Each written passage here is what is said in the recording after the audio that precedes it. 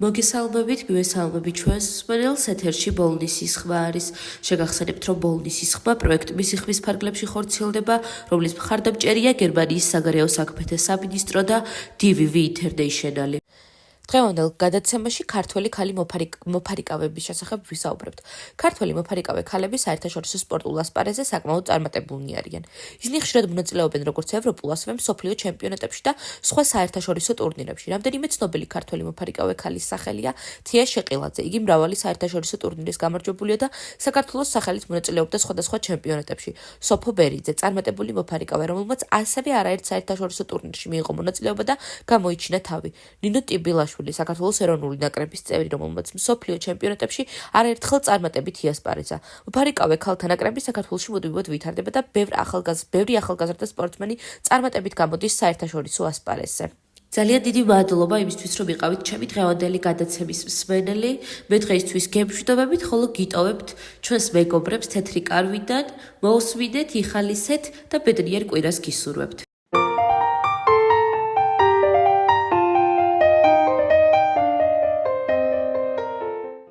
მოგესალმებით მეგობრებო. ეს თეთრი კარავია და დღეს აქ სასაუბროდ შევიკრიბეთ საჯარო სკოლების პედაგოგები. მე გახლავართ ნინო მასწავლებელი, ქართული ენისა და ლიტერატურის პედაგოგი. ჩემთან ერთად არიან ქალბატონი ცისანა, ფიზიკის მასწავლებელი და ქალბატონი გულიკო, მათემატიკის პედაგოგი. არ აქვს მნიშვნელობა, რომელი ქალაქის, რომელი სკოლიდან ვართ. მთავარია, რომ ყველას ერთი სადგივარი გვაერთიანებს. პირადად მე ერთ-ერთ ყველაზე დიდ პრობლემად მიმაჩნია ის, რომ დღეს წიგნიერება არაფერს აღარ ნიშნავს. აღარ არის პრიორიტეტი ნაკითხი ადამიანი. წიგნი მთლიანად ჩაანაცვლა კომპიუტერმა და ის მცირე ნაწილიც კი, ვინც დღეს მხატვრულ ლიტერატურას კითხულობს Kindle-ში ან რამე მსგავს სისტემაში, გაცვალეს წიგნები.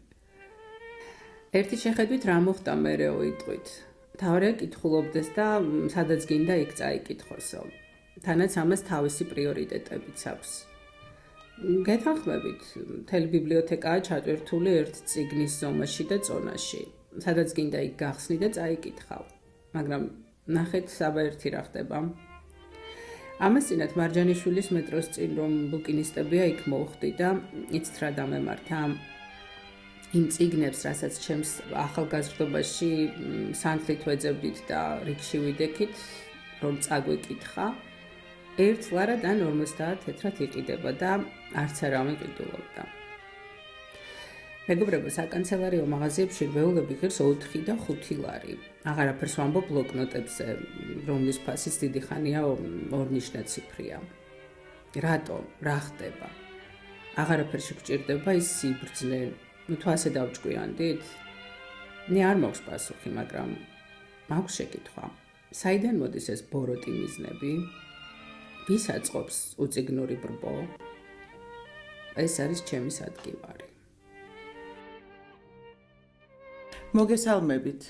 მე გახლავართ პროფესიით ფიზიკოსი და უკვე 15 წელზე მეტია, რაც საჯარო სკოლაში ვასწავლი.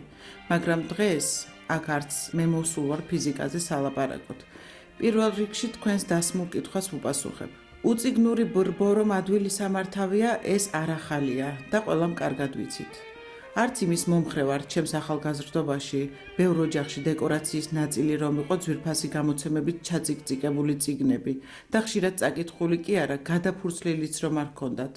მაგრამ რაც დღეს ხდება, უკვე ნამდვილი სიგიჟია.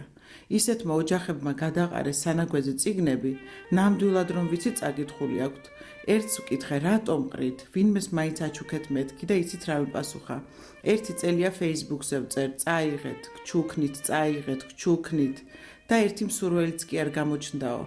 ყველაფერი წაკითხული მაქვს და აქედან ზოგი 2-ჯერ და 3-ჯერაცო. ჩემს შვილს აქამდე არ წაუკითხავს და აწირისი წამკითხავიაო. შვილიშვილებთან აღარც ვლაპარაკობ ამ თემაზეო. ამ პრობლემას, რამაც დღეს აქ შეგკვრება, ეს ერთი გადაცემა ვერ მოაგვარებს. მაგრამ ჩვენ ვეცდებით დავიწყოთ და იმედია მერე სხვებით შემოგვიერთდებიან. არ ვიცი, მე მართლა ძალიან დაბნეული ვარ, ძალიან დაბნეული. მე გავაგრძელებთ უნებას მომცემთ. ერთია რომ რა თქმა უნდა მართლაც კატასტროფაა უწიგნური საზოგადოება, მაგრამ მე კიდევ უფრო სხვა საკითხი მაწუხებს. მიუხედავად იმისა, რომ მათემატიკოსი გახლავართ და ყველა მათემატიკოსი დამეთანხმება, თუ რა დიდი სიამოვნებაა, როცა რაიმე რთულ ამოცანას ამოხსნი. მაგრამ განარამე შეედრება იმ სიამოვნებას, რასაც მხატვრული ლიტერატურის კითხვა ანიჭებს ადამიანს. ხო ყველანი ვთანხმდებით იმაზეც, რომ ვერც ერთი დიდი რეჟისორის ლიტერატურული ნაწარმოების ეკრანიზაცია არ აღმოჩნდა იმაზე ძლიერი, ვიდრე თავად ტექსტია. რატომ იკლებენ ამ ბედნიერებას, რასაც წიგნის კითხვა ჰქვია? ეს რა უკურნებელი ვირუსი შეეყარა ამ საზოგადოებას, რომ ასე შეაძულა წიგნი. ამას არანაირი ახსნა არ აქვს. ეს თემა ვიცი, რომ ძალიან ბევრს აწუხებს და პრობლემას, რომელმაც აქ შევკრება, ერთი გადაცემა მართლაც ვერ მოაგვარებს. მაგრამ ჩვენ ვეცდებით დავიწყოთ და იმედია მერე სხვებით შემოგვიერთდებიან. ჩვენი საეთერო დრო ამოიწურა და კიდევ კარგი, რომ თეთრ კარავში მოგვეცა ამის შესაძლებლობა. დიდი მადლობა ყურადღებისთვის და იმედს ვიტოვებთ, რომ ამ თემას გამგრძელებლებით გამოუჩნდებიან.